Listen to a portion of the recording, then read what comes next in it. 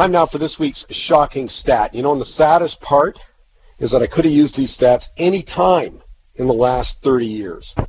I'm talking about the number of native reserves without clean drinking water. Here are the numbers. 71. That's the current long-term drinking water advisories in effect. Long-term.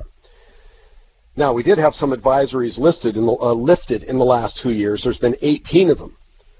But the number added has been 12. I'll give you this number. Long-term and short-term advisories combined, tracked by Health Canada and BC First Nations Health Authority, 150. Now, Indigenous Affairs Minister Carolyn Bennett says that's unacceptable. Well, I beg to differ. Clearly, it has been acceptable. You can't have this kind of a problem last over a generation without it being acceptable. That is something that could have changed. I'm going to give you one example of this, by the way. The Neskantaga First Nations. They have been under a boil water advisory since 1995. Clearly, it's okay with somebody.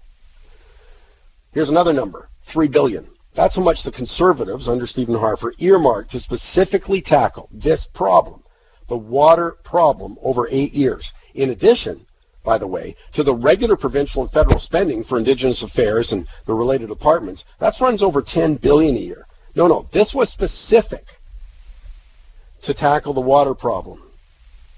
The Liberals now plan to add $1.8 billion for clean drinking water. They got a 5-year time horizon to fix the problem.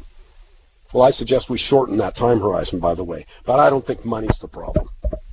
The evidence is overwhelming that this is government at work with so many competing agendas that have clearly facilitated a lack of solution to a problem that has persisted for decades.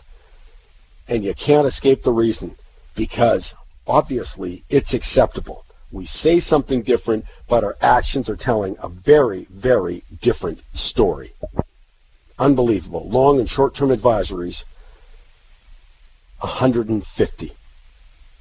That's this week's shocking stats.